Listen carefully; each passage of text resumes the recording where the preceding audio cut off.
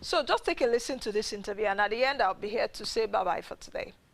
All right, today we'll be looking at the state of IDPs in Nigeria. I really don't even know what figure it is right now, numbers of persons that are internally displaced amongst us, but I know it's in the millions. The last time I checked, over 2 million. I don't know if it has increased more than that. And you know what actually saddens me the most, why I'm actually looking at it here, is that we hear of donations, we hear of grants, we hear of sums of money dedicated to the IDPs in the country. I know that Dangote and other individuals donated about 6.3 billion naira. There's a victim support fund, you know, that's a US fund, I think about $24 million, World Bank $800 million and all of that. And yet we're having malnourished children, yet, anyway, let me introduce my guests. Three gentlemen joining me right now. Dr. Bell Ihua is the Chief Executive Officer at Noipolls. Dr. Bell, Dr. Ihua, welcome to the show. How are you? Thank you very much. Thanks for having me. Nice. I think you're in a field mode. All right. Close to him is Mohammed Alfa. He is the Executive Director at Forefront Media. Welcome to the show. It's my pleasure. Emmanuel Osemeka is the Country Director, Social Welfare Network Initiative. Welcome to the program. It's my pleasure. Thank you. Dr. Ihua, a report was released by Noipolls. Most IDPs suffer from lack of food, potable water, and health care. How is that possible? Where are the monies going to? Or we are just hearing those monies on pages of newspapers, or read it on pages of newspapers. We hear them on television, Dangote with Bono. You know, you get to hear United States people talking about that. President was in New York. They had leaders. I watched the Leaders Summit on refugees with Obama. He personally addressed that we need to begin to make more effort towards refugees. We have refugees in our own land here. What exactly is happening? Thank you, Nancy. And I think that's why we thought we should conduct this survey. So Noipolls conducted a situational assessment of IDPs in the northeast of Nigeria. There have been a lot of anecdotal stories, a lot of media reports depicting very deplorable living conditions amongst IDPs. And, you know, we've been listening to all these stories, and we thought that there was need to conduct an independent, unbiased, on-the-ground assessment of this situation of IDPs in the country. So we actually mobilized and went into the northeast region. We visited 3 states, Borno State, Adamawa State, and Yobe State, Maiduguri, Yola, and Damaturu, to conduct an extensive survey speaking to IDPs themselves to understand their daily living conditions, the challenges which they are facing, and also speaking to key stakeholders in the region who have been working with IDPs to improve their welfare and safety. Are there really malnourished children in Nigeria? Because, you know, sometime on the program, like 4 months ago, I remember I started my program, that's early morning, my prologue. I talked about malnourished children. That was on a Monday morning, I remember, because over the weekend I was so flooded with information and pictures. And that morning I did say on the show that for us as a country that we have internally displaced people and we allow our children to suffer, that means they've left the war zone, they are coming to safety, and yet they are meeting deadly conditions, that we are not worthy to call ourselves a country if we cannot secure the lives of people and our children. And I know that some people give me a backlash that day, oh, I thought you were talking about money. Why are you talking about malnourished children? I was like, hello, excusez-moi. You know, so are there really malnourished children here in the country? Did you see? Yes. So 85% of IDPs don't have access to food. 85% of IDPs, about 78% of IDPs don't have access to clean water, while almost 70% of IDPs don't have access to health care and medicines. So we're having a situation where you have IDPs in official camps and unofficial camps. And when we talk about unofficial camps, we talk about uncompleted buildings, open spaces, which have not been officially allocated to the IDPs by the state government, so they are categorized as unofficial camps, then official camps. But mind you, the proportion of those who live in the official camp are just fairly low. So most of the IDPs live in host communities and unofficial camps, And yet you find out that most of them cannot access food, cannot access water and medicine. So, just as you said, the sad reality is that food is being provided, water is being provided, but a lot of these are being diverted. What do you have to say about that? So well, there are kwashiorkor-stricken children in the country, isn't it? you need to go into these camps to see the deplorable condition of these people, the sorry states of the camps, and it's so pathetic that each time, no matter how hard your heart is, if you go into the camp, you will melt, no matter how hard you are. And the most painful aspect of it is that some people are, making quick money at the expense of these unfortunate people. That is the saddest part of the story. And if you've been following news lately, you discover that the governor has been saying a lot of things. Governor of Borno State has been saying a lot of things that got contradicted by his own officials.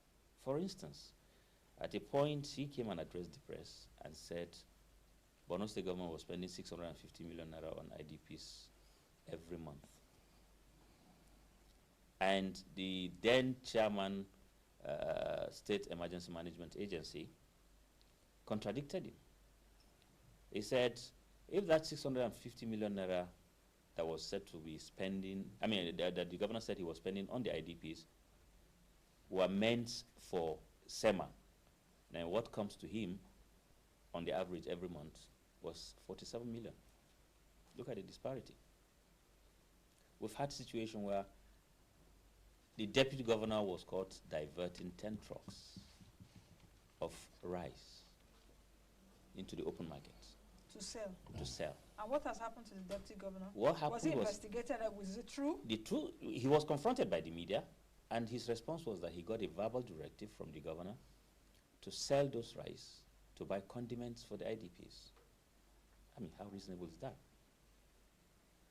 How reasonable?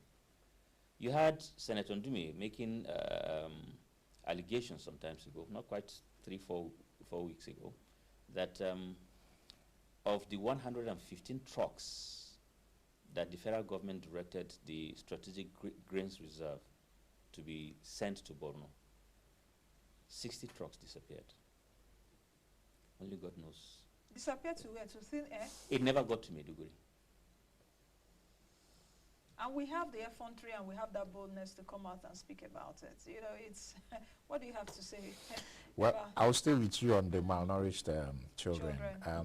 As at February this year, first there were 2 reports that came out, one from UNICEF, another one from Noipolls, talked about hunger and starvation, where Borno State had, I think, about 98%. Then, of course, the report was widely circulated. We also helped to share that report to relevant government agencies so as to have a more concerted and, of course, strategic plan to mitigate those, whatever was coming. Then secondly, UNICEF released a report that 1.6 million, at least under 5 children, are malnourished in Nigeria. And in Borno State, to be precise, in 2016, if nothing is done, we will have in our hands minimum 500,000 children will die this year. It's not last year, it's not 2 years ago, it's just this year. And not quite long, I think about 3 or 4 months ago, another report came from UNICEF. That number had, increased. We're talking about almost 1.9 million to 2 million of children under 5 that they've identified. It's much more than that. And we're looking at about 500,000 children at risk who are at that borderline of severe and acute malnutrition. So the issues are there. The reports are there, recommendations are there, but the problem is there's no will to first mitigate and take care of these issues. So you have hundreds of thousands and millions of children who are suffering because there's no food. The food, if it comes, from what we have is that NEMA is supposed to supply the food, then the State Emergency Management Agency is supposed to provide the condiment and logistics for cooking the food.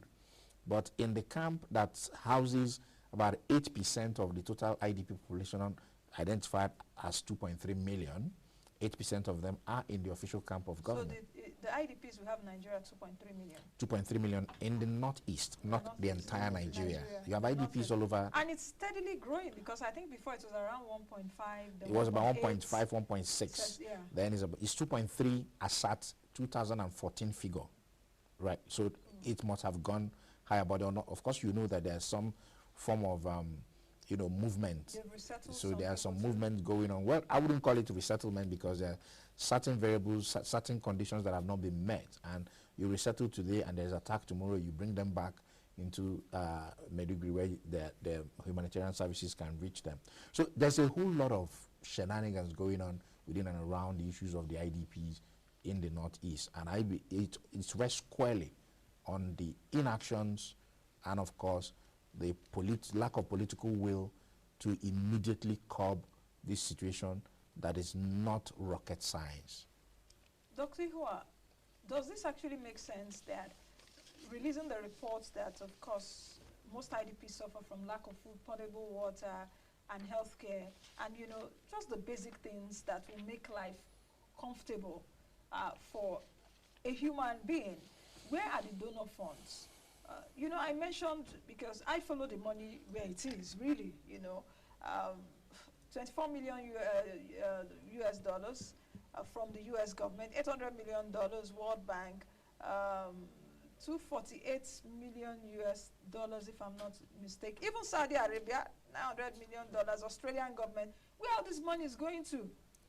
Where all this, yeah, exactly. Where this money is going to? That's the question that should be asked. As researchers, you are laughing. Where the money is? As researchers, what we did was to go in to understand what the IDPs are facing. So there's something you can sort of give anecdotal evidences, but if you've got scientific hard facts, and that was sort of our objective in this survey, to demystify all these controversies, to bring out hard facts which no one can disprove and say, this is the state of IDPs in the Northeast. You can't take it away.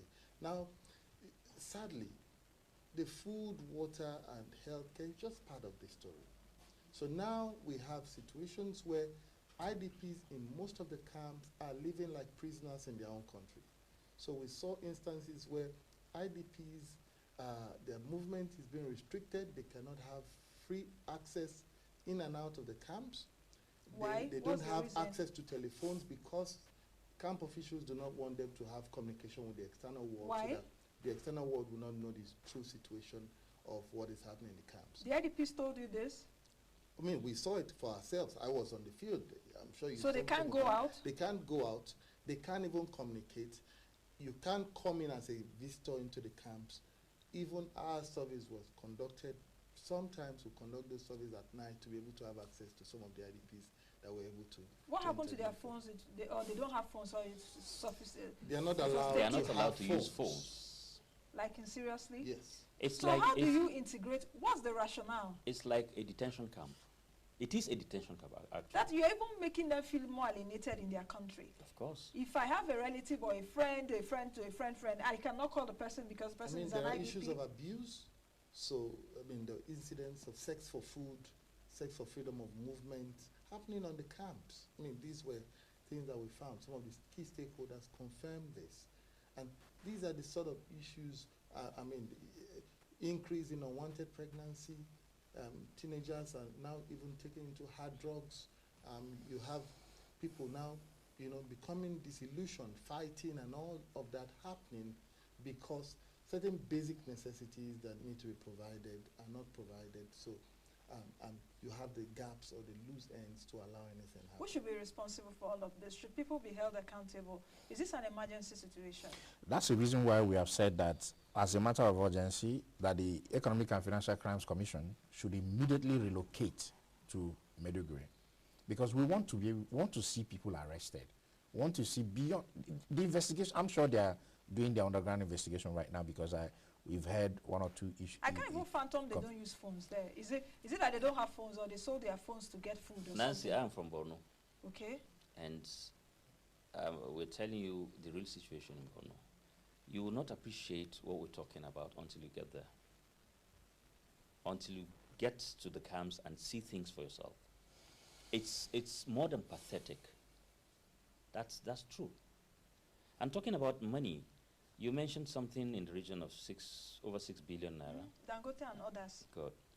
But do you know the governor came out to tell the world that all he had received from 2011 to date was 345 million. From who?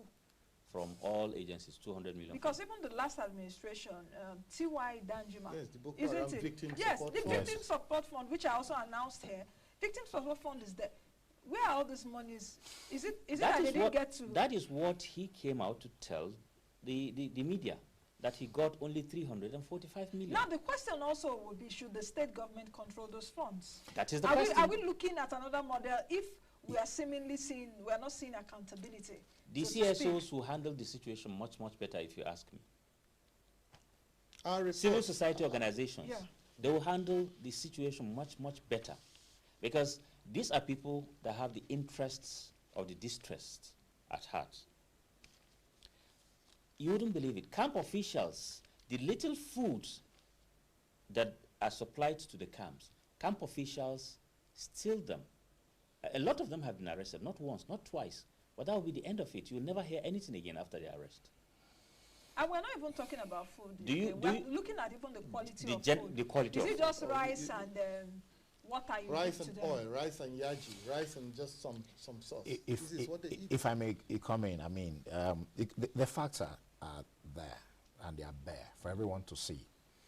I must say, sincerely, the recommendation, is a consensus recommendation that civil society, and that's what I and my organization have been advocating for a long time, over 2 years, that these responsibilities should be given to the civil society, because the workings of our government does not have the M&E structures in them. Monitoring and evaluation. The monitoring and evaluation structure, they don't have it. Whereas the NGOs, I mean, you can't even begin any intervention without having the monitoring and evaluation component in them. But that aside, in actual fact, and even on ground, the interventions carried out by the civil society organizations have proven to be traceable and on ground. And we're not saying that they are 100%, without, but it's far, far better than what you have with the government. For example, in humanitarian response, you do not determine what to give to a distressed person.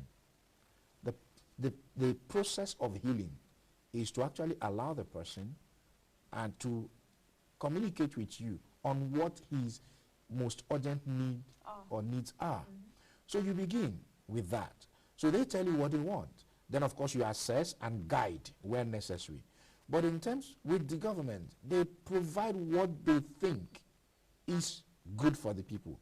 So if people are having issue of malnutrition, what is the cause of malnutrition? Lack of proper feeding, and of course absence of basic micronutrients in the body. And you bring food that contains far less micronutrients and give to the IDPs, or probably prepare them with less of the essential nutrients and vitamins that is needed for children to grow. That's why you have that. Vitamin E deficiency is on the increase in the Northeast as we speak. Before the insurgency, Nigeria was ranked by World Health Organization third from bottom after Bangladesh and Indonesia. It's worse. It's really a very sad situation, because looking at your report here, rising mortality of IDPs, evidence of human rights violation and sexual abuses that we should take seriously, reported cases of discrimination even in the IDP camps, then rise in social vices. The young people are taken to illicit drugs, prostitution, gangsterism. In the words of some key holders, let me just take a quote from a senior member of Borno Civil Society Coalition. In the evenings, the IDP girls, they used to sneak out and go do some prostitution and make some money so that they can buy food for themselves. That's it. Or That's basic sanitary conditions. It's that telling. What should our government, okay, for those of you that have actually been in the field and all of that, do you think that this administration have taken it seriously? No. They haven't? No. What do you think they should do? What are the recommendations? Well, I speak from the point of the data. Which Data we that you, gathered, yes. And from that point, two things critically, which we, one, I mean, the summary of this whole survey is that the food, water, non-food items, NFIs, meant for the IDPs are simply not getting to them.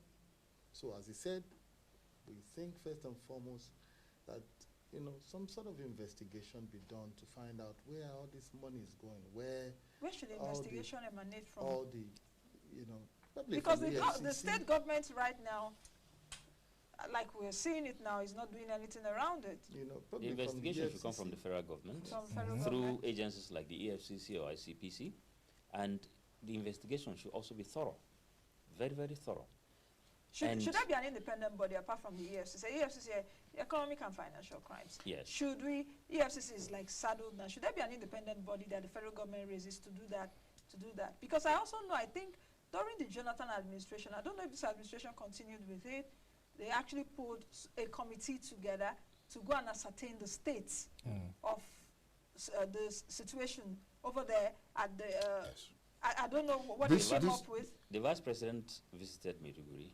Not once, not twice. Not once, not twice. The wife and of specifically, he went to the camps to see situation of things in the camp. So what happened after the visit? The unfortunate thing is that, you know, when high-ranking office holders are going to Maiduguri, what the state government normally does is they make the situation in the camp look, you know, receptive, look nice enough, so As that if they are doing something. yeah. In addition to that, I remember vividly that we, from the several advocacies we've had, we had an engagement with the vice president, and it was after that that he went to the camp. And after the visit, we made some recommendations which they took, and they called for the Northeast stakeholders meeting, which held in the Government House, Borno State. The vice president was there, and I remember clearly the foreground of the vice president's speech was that the NGOs and the civil society are the unsung heroes. They are the ones who have been working and they've not been acknowledged. And that the success that has been witnessed so far is as a result of the sacrifice of the NGOs. Therefore, going forward, that the NGOs will be empowered, the NGOs will be the engine room of every intervention in the Northeast. And that was where it ended. A speech. The Presidential Committee for the Northeast Intervention, headed by retired T.Y. Danjuma, is now embedded, Victim Support Fund is embedded in between it, Save the School Initiative and the likes of them. Their job, from what we understand, is that they're supposed to rebuild the infrastructures. But of course, we agree that infrastructures needs to be rebuilt. But first, we have a major crisis in our hands. From the report, of course, not just this report, there are several other reports that this report gives credence to. 85% of the IDPs can't find food to eat.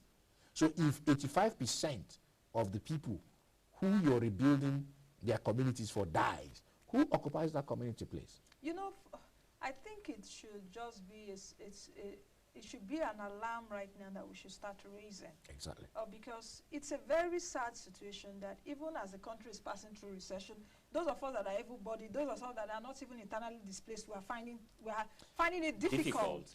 Then let alone those that are internally displaced in their own country. And it's very pitiable because I do know that in 2015 budget, 5 billion naira was earmarked for the IDPs in the Northeast Initiative. 2016 budget, I think there's about 12 billion naira. And what is happening? I'm interested, where is the money? Because these are a lot of monies that if you aggregate them, we'll be able to even give them shelters. They won't be there. We'll be able to resettle them nicely. What exactly? I think the federal government should ask the Borno State governor to explain. Is it just Borno, not about the other states? The situation in Borno State is worse.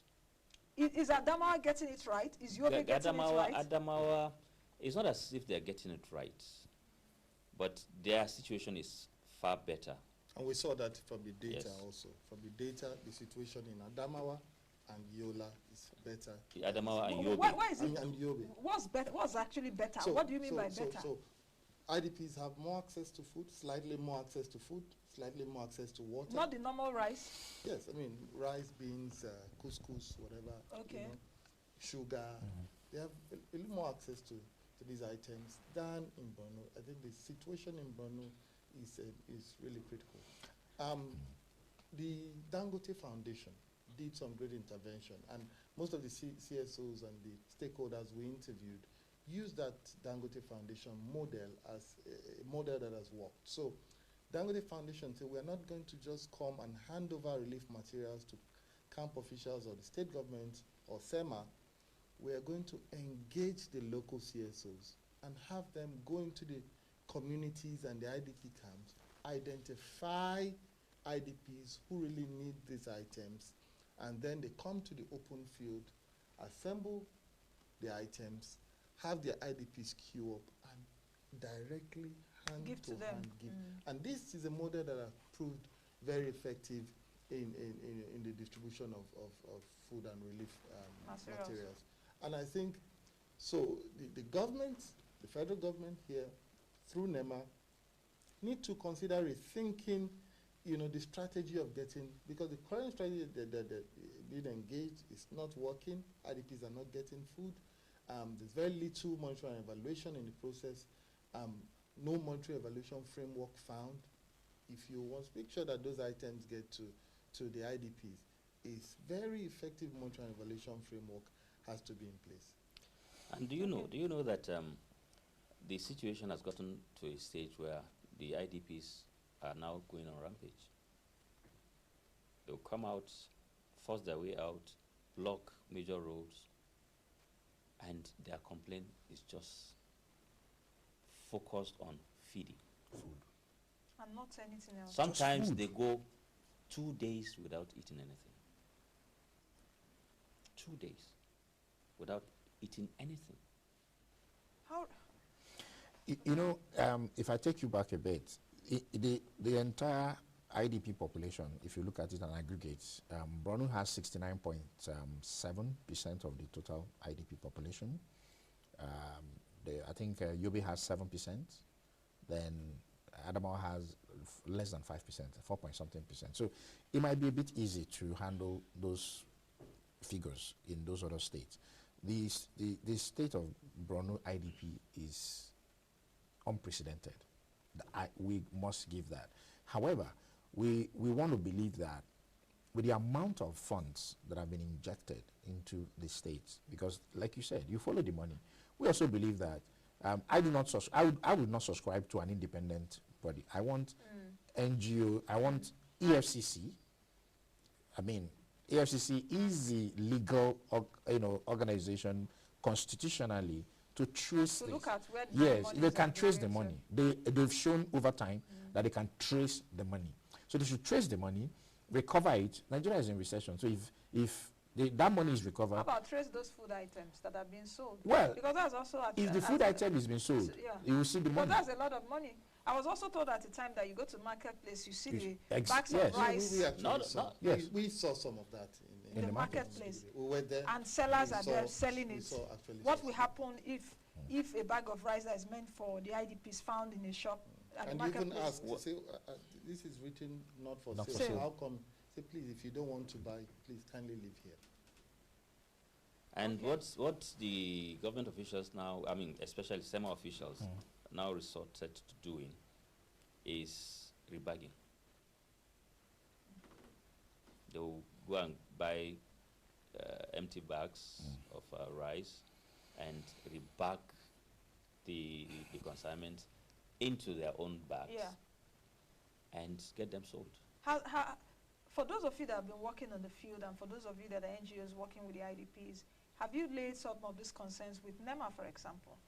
Yes, precisely. Have you accosted, have you mentioned it, the senior officials, NEMA has a NEMA is DGs. handicapped. NEMA is handicapped? The truth is, all of this has a lot to do with the political will. I must be honest with Is you. it that NEMA is handicapped or NEMA is also one of those cool NEMA is handicapped. Okay. Do you know NEMA officials don't even have access to the camp? What they do is, yes. Is it true? The camps by structure, and by the structure that is operational is headed by the State Emergency Management Agency. Yes. So the NEMA officials in the camp are just there supposedly to supervise and monitor what's going on. But of course, you can't have one NEMA official in a camp of 60,000 people. How much can he do? Okay, just as we end the program, Dr. Ihua, are there recommendations? Yes, a few recommendations from us. You know, we are not CSOs, we are public opinion pollsters. So we just give the numbers and allow the numbers to speak for themselves. So one, we've recommended that better synergy between NEMA and SEMA, because NEMA is the yes, NEMA is the national. Is Abuja. Exactly. So NEMA is Abuja. So Then SEMA is the state. the state level, yes. So there was an MOU that NEMA produces the food items, SEMA produces condiments and logistics. So we found out that there have been periods where NEMA fails to deliver its own part of the MOU. So there are no supplies of food, maybe logistics, whatever. So because of that, IDPs go hungry. There are also instances where NEMA has provided food materials, foodstuff, and SEMA cannot provide logistics. So sometimes things as basic as firewood would make IDPs go hungry for a couple of days.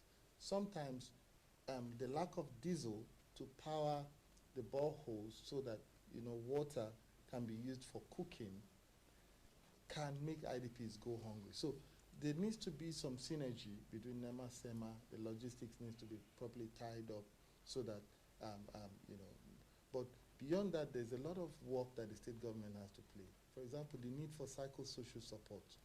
We got some statistics yesterday. One of the CSOs at our event said at least 60% of the female IDPs have been abused in one way or another. Yes, because as we are looking for physical support, social support in terms of food and all, we also need that psychological for a girl that's been raped, or for even a girl that goes to prostitute because she wants money for food. That's a different ball game. All right, for individuals that actually also want to be of help, people that really want to assist, what do we do? What do we do? Are there outlets? Yeah, there are outlets. They can do that successfully through the CSOs. Okay. CSOs, any of the CSOs could be contacted to handle whatever support is coming from such individuals. And the truth about it is that we are in an emergency situation. Is it only food, condiments, and co that we can actually give? No, there are so many issues that is out there, but majorly we're talking food because first you've also mentioned it here, the entire country is also going through that food crisis. But so if the entire country is going through that, imagine those who are already displaced, and the entire northeast belt, there's no farming going on. Yes, and even now there's some sort of relocation going on, and it's not done properly because the landmines have not been cleared. That's one. So you're taking IDPs supposedly taking them back to their local government.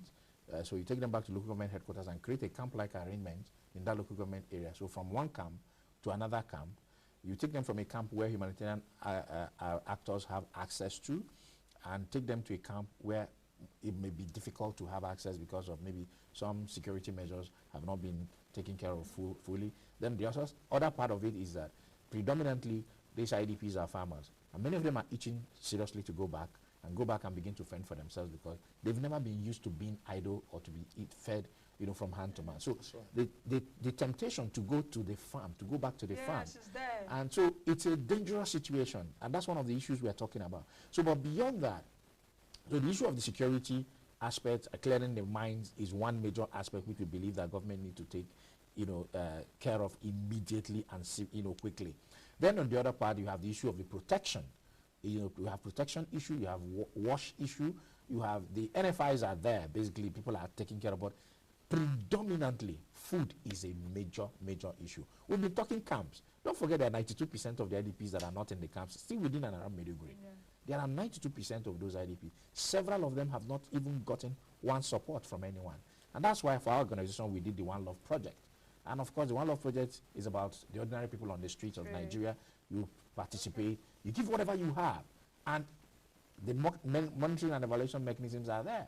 We've been here, talked about it severally, and other avenues. So it's there. The CSOs are the only way for now to move forward, while government can play the role of monitoring on their own part and ensuring that the funds given are, also get, are used judiciously. Before I forget, he talked about segregation within the camps. Do you know, I was discussing with him yesterday, do you know that there's a camp called Monguno camp, and we have about 150,000 people in that camp, but it's sparsely spoken about. He, as a CSO man, does not even know about that camp. That's true. 150,000 people In Monguno. in Monguno. Okay. That's Northern Borno. Northern Borno. Okay, I think we'll leave it at that for now. We can't completely exhaust it, but what I'm happy that I've done, even as a business program, is also to bring this to the fore. Because just like I said earlier on, I'm interested in following the money, and I'll keep up that advocacy in my own little corner, because I don't understand where all these millions of dollars that if you change to Naira are billions of Naira, getting into trillions. So I don't even understand where those monies are right now. 56 billion naira. So I need relevant authorities to begin to talk about it. Minister of Finance, where are you? Kemi Adeosun, because monies are also earmarked in the budget this year for those kind of things. So Dr. Ewa, thank you very much. And keep up the good work. Thank you. Perhaps one of these days I should follow you to the field. You too. should. I'll dress like you.